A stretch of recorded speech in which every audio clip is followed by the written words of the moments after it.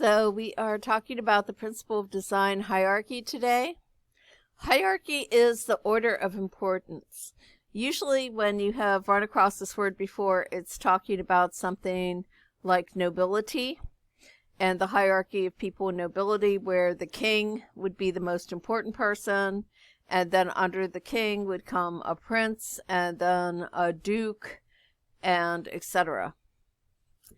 But in art, it is still important. Hierarchy is used to create distance, to create depth, and to create dominance, what you pay the most attention to. So when you look at the little sign on the side, it's an example of hierarchy because you read this first and then this, and that is called hierarchy. You read this first because it's white against black. It has the highest contrast. It's the largest, and it's at the top. And then this is next. It's smaller. It's a little gray. And then the last is very small and a very low contrast gray. That's how hierarchy works. So hierarchy and distance. The background appears far away. It's at the top of the page. It tends to have light values. There's no detail, small objects. It's behind everything else. It has low contrast, muted colors. And we talked about this a bit when we talked about, back in the first half of the class when we did optical illusions and depth. The middle ground is middle distance. So it's the middle of the page. It has mid-range values. The details on larger objects. There's mid-size objects. And foreground objects overlap. So here in the image, in the middle ground, it has kind of middle values. They're not as light as the sky was. And you can't really see the details on the trees. You can see them well enough that you can tell that they're trees. But when you see the alpaca, you can kind of see his face. You can tell where his eyes are and his nose are. You can't really read his expression though. So in the foreground, it's close to you. It's the most dominant part of your composition. It's at the bottom of the page. It's large, detailed, bright. It has contrast to it. Objects overlap. It's in front of everything else. And in this case, you can see this alpaca's face, his nose, his little smile, his little ears, and his fur, and the texture of his fur. And that's how that works. Okay, background, sky, middle ground, trees, fields, alpaca 1, foreground, the big alpaca. So your first exercise is you're going to create distance with value and hierarchy.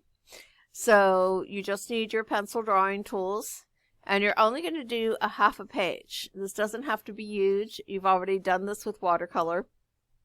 You start off by using your pencil to lightly draw the mountain ridge lines. So that's the edges of the mountains. And if you look close, there's 1, 2, 3, 4, 5, 6, 7, 8, 9 different mountains. Okay? And then you're going to shade to match the value of the mountains in order to create distance. The image is larger on the next. Always start with your background first because you overlap as you go. So the sky is the first thing. This mountain would be the second thing. 3, 4, 5, 6, 7, 8, 9, 10. Okay, and there they are larger.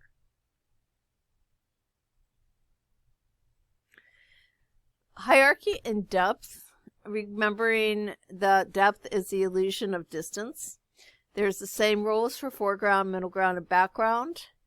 And overlapping and relative size of objects becomes very important when you're working with objects that are close to you. You can see in here that the background, that wall, it's out of focus, it's blurry. And then your middle ground has one pair in it and the surface that they're sitting on. And that pair is, you can tell what it is. It's defined, it has value, but it doesn't have all the details that the pair in the foreground does. The pair in the foreground, you can see the stem being broken, you can see all the little nicks and blemishes on it, and all the specklings that are on pairs. So for your studio exercise, your second exercise for today, you are going to duplicate the drawing of the pairs. Full page, please. Start with a line drawing of the pairs, get their outlines. When you're doing this, make sure you check your distance and your angle in the slant. There's a distinctive slant here, okay, and that's important to show that where the pairs are in space. Measure them against each other. The bottom of this pair comes up to this part of this pair. The top of this pair cuts across to where this pair starts dipping in. And then the broken stem comes across the top of that pair. Another slant.